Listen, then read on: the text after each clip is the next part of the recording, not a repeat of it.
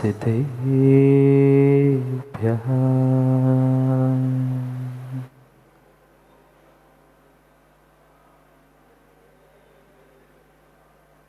श्रीमत्परं गम्भीर स्यात्मात्मोघलाञ्छन् जीयात्रैलोक्यनाथस्य शासनं जिनशासनम् त्रिस्वाजनान् लोकविकर्मबद्धा व्यस्तान् तु ज्ञानविवेकमन्दा नीतिं सुधाविन्दुममं ब्रवीमि लोकाक्षणेनानन्दं लभन्ता नमो हरिहन्ताणं नमो सिद्धाणं नमो आयेयणं नमो वत्सायणं नमो लोय सर्वसाहम्।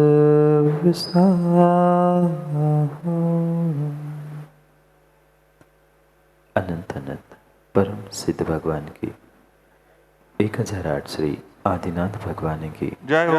परम पूज्य आचार्य भगवान कुंद कुंद स्वामी की जय हो। परम पूज्य आचार्य भगवान पट्टाचार्य श्री विशुद्ध सागर जी महाराज की जय हो। सनातन जैन धर्म की जय हो। बोले पूज मुनि 108 सुप्रभ सागर जी महाराज की। बोले पूज मुनि 108 प्रणत सागर जी महाराज की। जयकारा गुरुदेव का।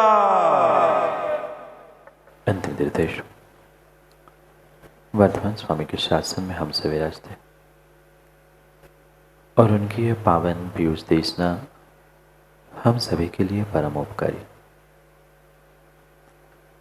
अनादिकाल से हमारी इस आत्मा में जो जन्म जरा और मृत्यु रूपी रोग लगे, उन रोगों का उपशमन करने वाली अगर कोई औषधि है तो वह एकमात्र यह जनवाणी। भव्यात्मा 4 दिन की चांदनी और अंधियारी रात। शायद ये कहावत आपने कई बार सुनी होगी, पर जो जो सुना है, जो जो जाना है, शायद वह आज तक गुना नहीं, समझा नहीं। जो शब्दों में लिखा है, शब्दों में पाया है, उसे तो कई बार एक दूसरे से कहने का प्रयास किया, एक दूसरे को उसे समझाने का भी प्रयास किया, पर शायद जिंदगी की असलियत को व्यक्ति आज तक नहीं समझ पाए। क्योंकि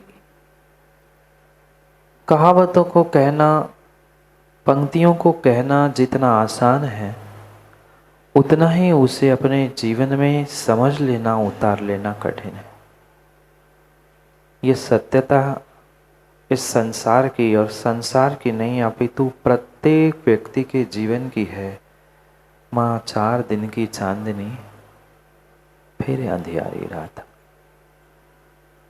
कितना ही तुम पुरुषार्थ कर लो, कितनी ही मेहनत कर लो, जो चाहे प्रयास कर लो, पर विश्वास मानना चांदनी मात्र 4 रात की ही होती है। जैसे ही 4 रात 4 दिन बीत जाते हैं, वही जिसके लिए सब कुछ किया जा रहा था, वह व्यक्ति भी, वह इंसान भी, वह अपना सगा भी दगा देने के लिए तैयार हो जाता है। पर क्या करे, जीव इस प्रकार से अपने इस जीवन को मदहोश होकर जी रहा है, बेहोश होकर जी रहा है कि उसको स्वयं के जीवन से होश ही नहीं बचा। इतना मदहोश, इतना बेहोश हो चुका है अपने इस प्रतिदिन के जीवन के इस रूटीन में कि उसको होश ही नहीं है कि मैं कितने बड़े बड़े दोष कर रहा हूँ, कितने बड़े बड़े दोष और कितनी बड़ी बड़ी भूल कर रहा हूँ, उसका उससे निर्णय ही नहीं है। वो यही सोचता है मैं तो पुण्य के उदय में जी रहा हूँ, मैं तो पुण्यात्मा हूँ, मैं तो धर्मात्मा हूँ, मैं कुछ भी कर लूँ। ध्यान रखना, आज पुण्य के उदय में आप जो चाहे कर लो, पर पुण्य का उदय पाटोदी जी हमेशा नहीं रहता। एक जीवन में भी पुण्य का उदय एक समान नहीं रहता, तो आने वाली पर्याय में क्या आपका पुण्य का उदय एक समान रहेगा? क्या जरूरी है कि अगली पर्याय में भी आप पुण्यात्मा धर्मात्मा कुल में जन्म लेंगे? नहीं है। पर ये बात व्यक्ति भूल जाता है, ये बात व्यक्ति भूल जाता है कि ये 4 दिन की मात्र चांदनी है, 4 दिन की मात्र चांदनी है। फिर जैसे ही चांदनी रात निकल जाएगी, अंधेरा ही जीवन में मिलने वाला है। क्या करे? पुण्य का उदय जब आता है व्यक्ति सरासर सब कार्य भूल जाता है, विवेक शून्य होकर, ऐसा मदहोश होकर तेरा मेरा अपना पराया इसका उसका करते करते पूरा जीवन बर्बाद कर देता है। एक मिनट भी, एक क्षण भी होश में आकर जीने का प्रयास नहीं करता। आप लोग हो होश में? नहीं है। जो अभी अपना पराया करते हुए घर परिवार सगे संबंधी इनको अपना पराया, किसी को मित्र, किसी को शत्रु, किसी को सगा, किसी को दूर वाला, ऐसा जब तक सोचता रहेगा तब तक विश्वास मानना आप होश में नहीं है। आप होश में नहीं है। ये बहुत बड़ा गलत निर्णय व्यक्ति जीवन में करके बैठता है कि ये मेरा है, ये इसका है, ये अपना है, ये पराया है। कभी आज तक कोई किसी का इस जीवन में हुआ ही नहीं। हुआ क्या? कौन कितना साथ देता है? पीके जैन साहब, कौन मित्र, कौन परिवारजन किसको कितना साथ देता है? नहीं देता।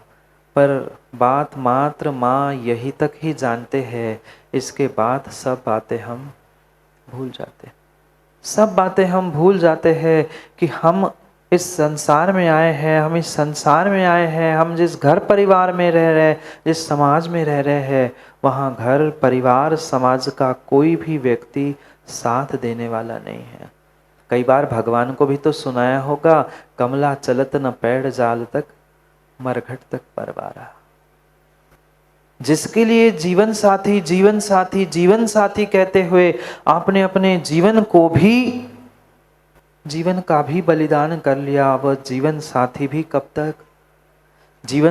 कब तक? जब तक उसके आयु का पुण्य द्रव्य साथ चल रहा है, तब तक ही वह जीवन साथी साथ में है। मरने के बाद पत्नी कब तक? दहलीज तक। और परिवार ज़्यादा से ज़्यादा मरघट तक। चिता में कौन चढ़ेगा? अग्नि में साथ में कौन आएगा?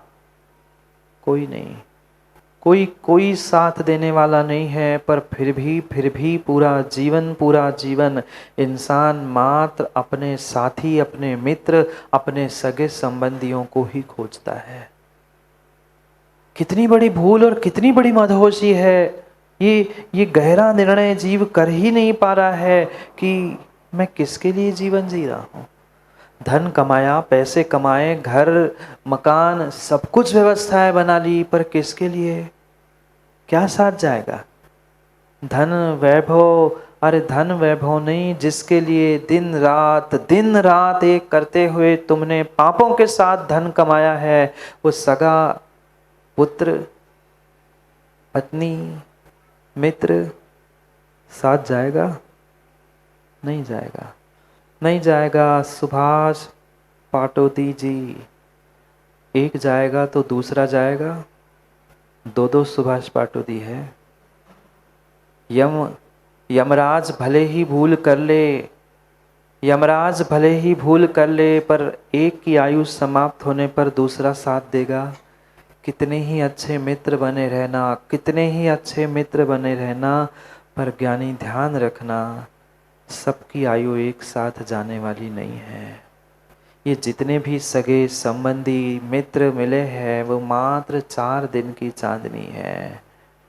4 दिन की चांदनी है। जैसे कहीं यात्रा करते समय, जैसे कहीं यात्रा करते समय ट्रेन में, बस में मित्र मिलता है, चंद घंटों के लिए वो सगा बनता है, अपना बनता है, फिर अपने अपने स्टेशन पर वो उतरकर अपने अपने स्थान पर पहुंच जाता है, अपने अपने स्थान पर पहुंच जाता है।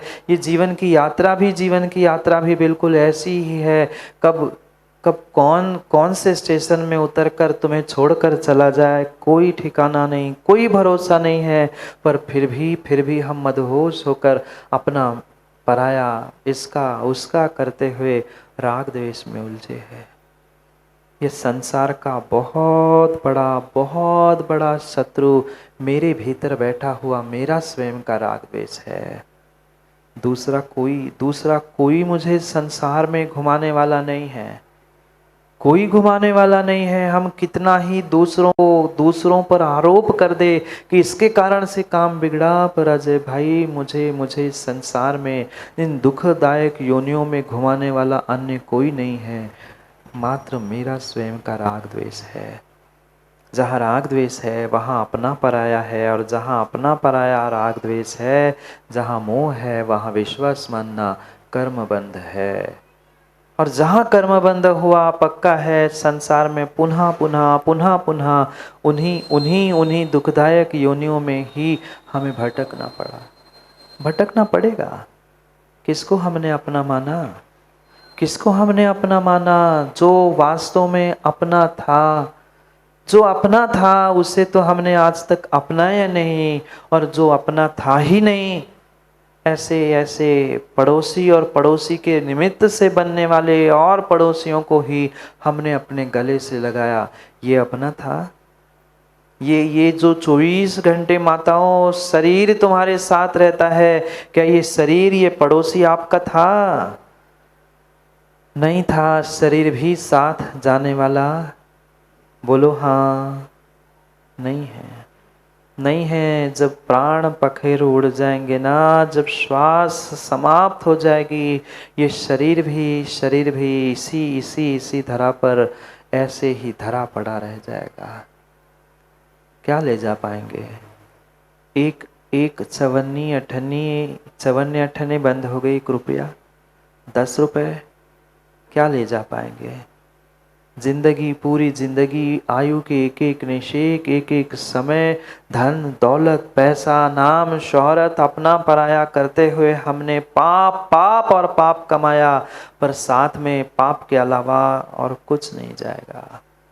साथ में पाप के अलावा और कुछ नहीं जाएगा। कितना भी अच्छा मित्र बना लेना, कितने भी अच्छे सगे संबंधी बना लेना, पर सगे संबंधी और अपना कभी भी साथ नहीं दे सकता अपने स्वयं के परिणाम और परिणति के सिवा। पर हमें होश है, हमें विवेक है? नहीं है। हम अपने आप में अपने जिंदगी में इस कदर बेहोशी का जीवन जी रहे हैं। जो अपना था नहीं उसे अपने बनाने में समय व्यर्थ किया, और जो अपना था उसे आज तक हम अपना नहीं पाए। जो असलियत मेरे पास थी, उस बेशकीमती अपने स्वयं के द्रव्य को, अपने स्वयं के भावों को मैं पहचान नहीं पाया, और उससे बने हुए जो सगे संबंधी पड़ोसी थे उनको अपनाने के पीछे पड़ा। अरे व्यवहार में भी तो आज इंसान यही कर रहा है। घर परिवार जनों की उसे तो उतनी कीमत नहीं है जिसने जितना बाहर से आए हुए किसी अतिथि की है। माँ बोलो ना, बाहर से आए हुए अतिथि का सम्मान आप कुछ हट के नहीं करते? जो रोज घर में भोजन बनता है वही बाहर से आए हुए अतिथि को मिलता है? नहीं मिलता। और वही अतिथि अगर मायके से आया है तो और सम्मान और विशेष भोजन और विशेष तैयारी। क्यों? क्योंकि वो तो चंद दिन के लिए आया है, फिर तो उसे चले ही जाना है। जो व्यवहार माताओं बाहर से आए हुए अतिथियों के साथ अगर कर रहे हैं, जो व्यवहार बाहर से आए हुए अतिथियों के साथ आप नए नए दिन करते हैं, वही व्यवहार घर में रहने वाले सदस्यों के साथ प्रतिदिन करते तो शायद तुम्हारा घर ही स्वर्ग बन जाता। रोज तुम्हें अतिथियों की खोज नहीं करनी पड़ती, घर का प्रत्येक व्यक्ति अतिथि के भांति तुम्हारा सम्मान करता। पर घर परिवार के साथ भी हमारा ऐसा व्यवहार नहीं है, अपनों के साथ ऐसा व्यवहार नहीं है, फिर अपना जो जीव द्रव्य था उसके साथ मेरा कैसा व्यवहार, किसे हमने आज तक अपना माना? जो कभी अपना आज तक हो नहीं पाया, ऐसे व्यक्तियों को, ऐसे इंसानों को, ऐसे आदमियों को हमने अपना माना कि नहीं? पूरा जीवन हमने अपने खुशियों को, अपने आनंद को छोड़ते हुए दूसरे के लिए जीवन बर्बाद किया।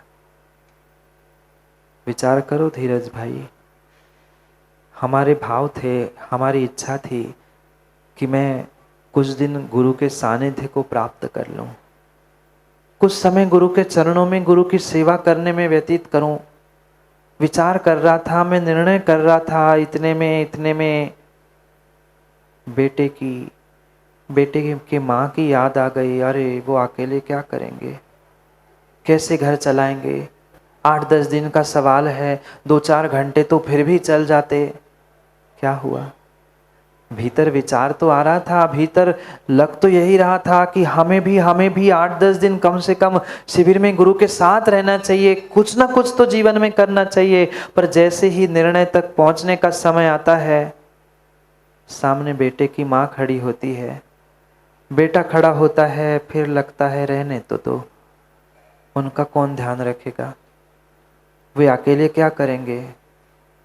हो गया कल्याण। ये तो मैं बहुत स्थूल दृष्टांत मां देकर समझाना चाहता हूं। ऐसा जीवन में नहीं हुआ? ऐसा हुआ? पूजा पाठ करने की तीव्र इच्छा थी, विधान करने की बहुत इच्छा थी, पर ले दे के घर की ऐसी समस्या सामने आ गई कि करते करते निर्णय हम पीछे हो गए। कब तक हम दूसरों के लिए जीवन जीते रहेंगे? कब तक दूसरों के लिए जीवन जीते रहेंगे?